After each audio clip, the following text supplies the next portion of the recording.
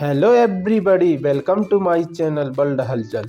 दोस्तों, इस वक्त की जो न्यूज़ निकल कर आ रही है वो बहुत अच्छी नहीं है, क्योंकि ये न्यूज़ जो है डायरेक्ट आपकी जेब ढीली कर देगी। जी हाँ दोस्तों, क्योंकि इस वक्त जो रुपये है वो ऑल टाइम निचले स्तर पर चला गया है दोस्तों। और मैं आपको एकदम सीधी लैंग्वेज में समझाऊंगा कि इसके क्या मायने होते हैं। दोस्तों, जब भी जो इंडियन रुपये है वो डॉलर के मुकाबले नीचे जाता है तो उससे महंगाई बढ़ती है। और वो महंगाई कैसे बढ़ती है, क्योंकि देखिए इंडिया जो भी खपत या यूज होता है, जो भी क्रूड ऑयल, कच्चा तेल, वो एक्सपोर्ट करता है। तो उसमें क्या होता है, वो पर बेलर उसका जो कीमत है वो बढ़ जाती है। तो जब पेट्रोल डीजल के दाम बढ़ते हैं दोस्तों, तो देखिए उससे जो है प्रोडक्शन लाइन जुड़ा रहता है। जितना भी सप्लाई चेन है वो सारा पेट्रोल डीजल से ही रहता है। तो जब पेट्रोल डीजल अधिक महंगा होता है तो जो भी प्रोडक्शन जैसे कंपनी वगैरह है वहाँ पर उत्पादन होता है। तो वहाँ पर देखिए क्या होता है कि वहाँ पर जो सप्लाई चेन है उसमें भी उनका प्रोडक्शन कॉस्ट अधिक होती है।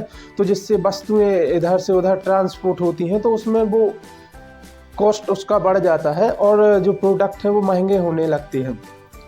और देखिए जो पेट्रोल डीजल से पूरा इंडस्ट्री चलता है, तो जब वो महंगा होगा तो फिर लगभग हर चीज़ महंगी हो जाती है, हर प्रोडक्ट महंगा हो जाता है। और ये तो इसका और आम आदमी पर सीधा इसका प्रभाव ये भी पड़ेगा कि जैसे सब्जी वगैरह के रेट भी बढ़ने लगते हैं। और भी जो दैनिक जीवन में जो भी प्रोडक्ट यूज होते हैं, सब्जी, दाल, चावल, लगभग हर प्रोडक्ट का जो इसमें है दाम बढ़ने लगता है। तो उसका कीमत बढ़ता है, तो देखिए कहीं ना कहीं बिल्कुल डायरेक्ट आम आदमी की ज़िंदगी पर असर करता है। तो ये एक अच्छा न्यूज़ नहीं है, क्योंकि जो रुपया है वो लगातार लो पर जा रहा है। और अभी देखिए ये यहीं तक नहीं रुकेगा। ये अभी जो रुपये है वो लगभग आप कोई सरप्राइज मत होइएगा अगर ये 90 प्लस भी पहुंच जाता है। तो ये एक बैड न्यूज़ है।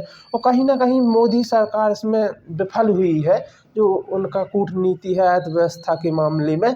और मोदी जी भी बहुत टेंशन में हैं, क्योंकि देखिए जिस तरह से महंगाई लगातार बढ़ती जा रही है, पेट्रोल डीजल 100 प्लस हो रहे हैं, और जो आम दैनिक जीवन में जो भी वस्तुएं यूज होती हैं उन सब का दिन प्रतिदिन रेट बढ़ रहा है।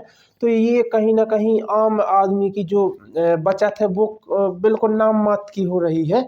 तो ये एक मैं कहूँगा कि महंगाई ने अभी जो तांडव रूप धारण कर लिया है, तो इसमें कहीं ना कहीं मोदी सरकार विफल हो रही है। और इसमें देखिए कहीं ना कहीं जो पेट्रोल डीजल है ये रेट अधिक हो रहे हैं। तो इस पर भी इंडिया को काम करना चाहिए और सरकार को काम करना चाहिए। आगे की जो इलेक्ट्रिक व्हीकल को प्रमोट करना चाहिए, तो जिससे हमारा पेट्रोल डीजल पर निर्भरता कम होगी।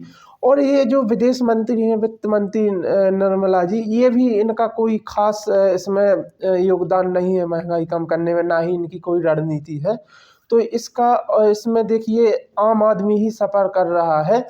तो ये महंगाई अभी और बढ़ेगी। और वहीं बात करते हैं, अगर मैं अभी तुलना करूं कि जो यूएसए है, तो वहाँ पर 0.5% महंगाई दर है। वहीं चाइना में 0.8 है। और वहीं बात करते हैं अगर यूके की दोस्तों, तो वहाँ पर 1.2% महंगाई दर है। और वहीं बात करते हैं यूरोपीय यूनियन की, तो 1.5। और अगर आप इंडिया की बात करते हो तो दोस्तों 5 से 6% के बीच में महंगाई दर बनी हुई है, जो कि बहुत ज़्यादा है। इसमें आम आदमी की बचत हो ही नहीं पाती है।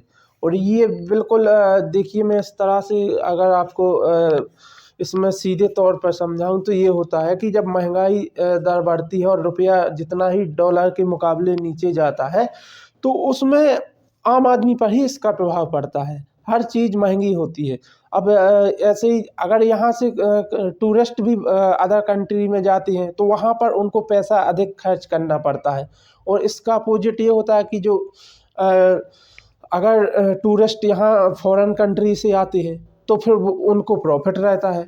तो कहीं ना कहीं इसमें जो भी इंडियन लोग हैं उनको लॉस होता है।